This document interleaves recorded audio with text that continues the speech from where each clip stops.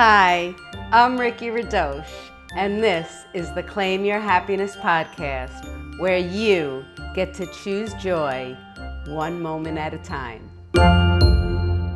You've named what makes you happy, but now what? How do you hold on to that joy when life keeps pulling you in 100 different directions? Today, we're talking about how to frame your happiness, the next step after naming it. This is for those of you who feel like life is full, but joy is missing. It's not about forcing positivity or ignoring reality. It's about seeing your life in a way that reduces overwhelm and helps you choose what matters most. This episode is not about empty affirmations or chasing Instagram-worthy joy. It's about practical, grounded strategies to put your happiness into perspective and make it stick. You're allowed to feel overwhelmed, even when life looks good on paper. You're allowed to feel guilty for wanting more or for needing time for yourself.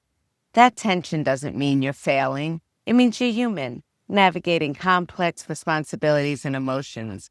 Framing your happiness helps you see what's real and what you can influence without judgment. Here's what people get wrong.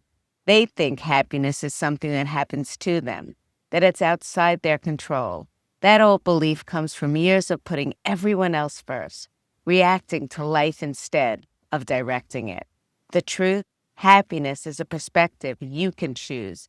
Framing it doesn't ignore challenges. It shows you what's meaningful and what's weighing you down.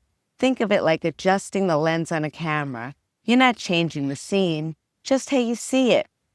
Now look, this is why your perspective matters, right? You have to understand the context.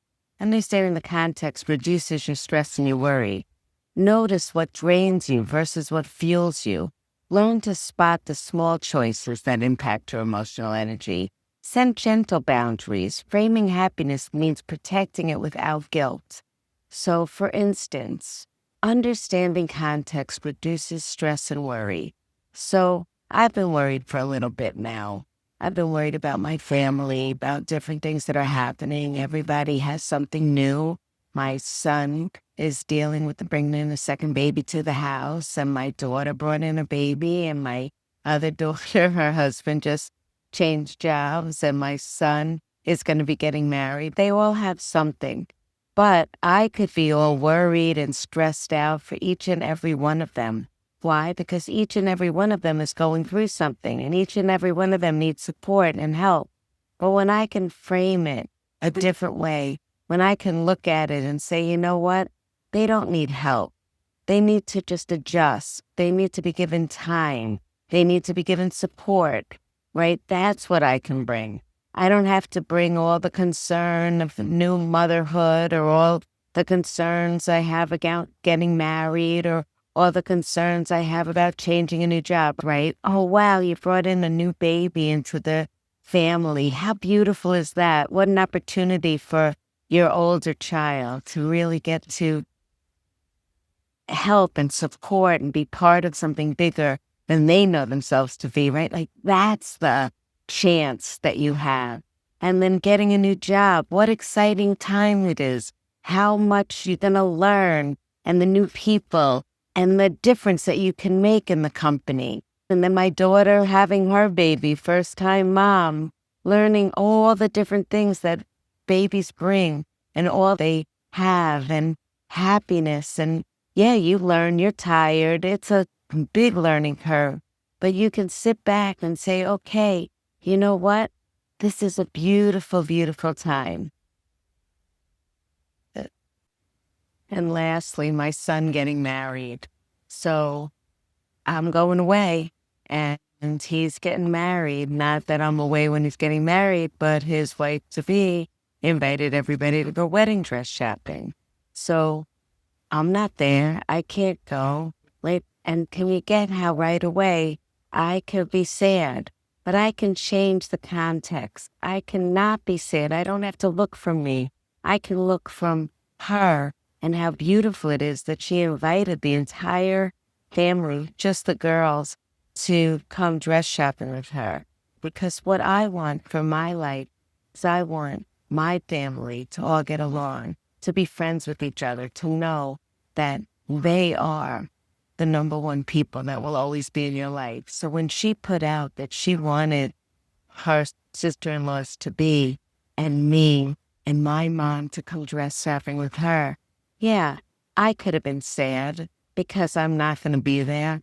But instead, I chose to be happy, happy for the chance of family coming together, happy for that. And even though I wasn't going to be there and I was going to be missing a fun day, I'd be there in spirit. I'd be there because I'm a part of all of them as well. And therefore, even though I'm not there enjoying the exact time, I am there with them, right? That's how you change perspective. You don't just let it happen, or you don't just be all in your head about it. You change the way you look at it. By changing the way you look at something can give you the happiness that allows you to continue, right? So now here's the next part of it, right? Sometimes we are drained by the end of the day.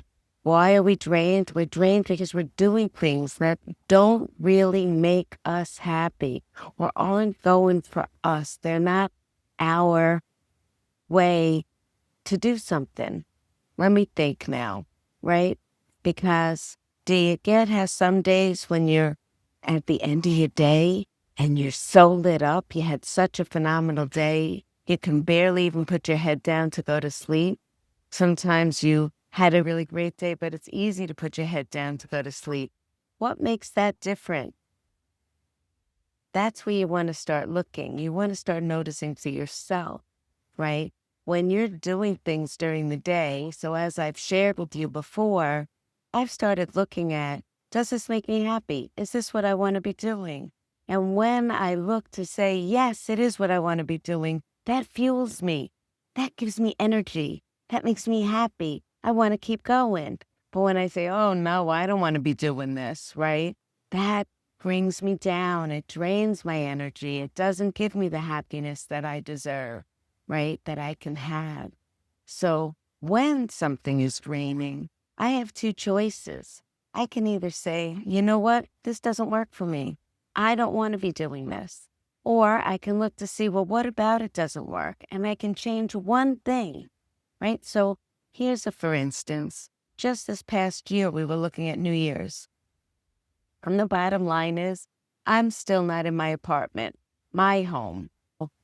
Basically, I saw that it didn't really matter where I was because wherever I was home.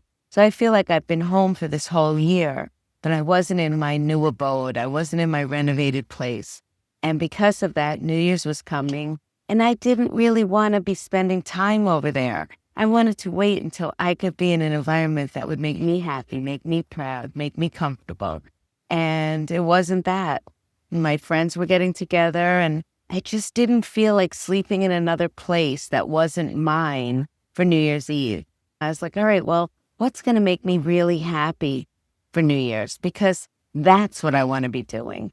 And when I saw that what was make me really, really happy was to be with my mom, that's when I knew that's what I had to do, right? So I was being drained by the question, what am I going to do for New Year's? And then I had to really look at it. What did I want to do? Where did I want to be? What did I want to have? And then I saw it. Oh, I want to be quiet. I want to be with my mom. I want to just be relaxing. And then I chose that. And once I chose that, all of my energy that I was wasting on, what am I going to do for New Year's? Like it was such a big drain in my brain, disappeared.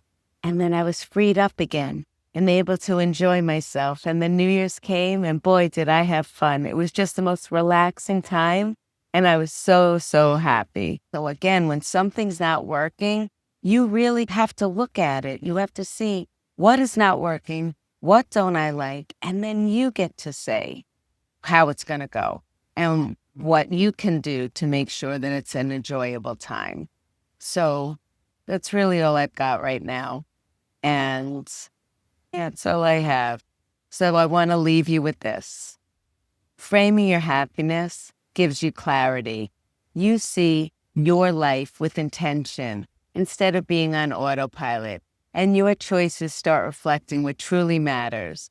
Imagine responding to stress with calm instead of frustration, noticing joy even in the small moments, and making space for what fuels you. This is exactly what we explore in our community, and how to frame your life for more joy, less stress, and more control over your emotions. You don't have to do it alone. Happiness is within reach. Choose it, see it, claim it, and live it.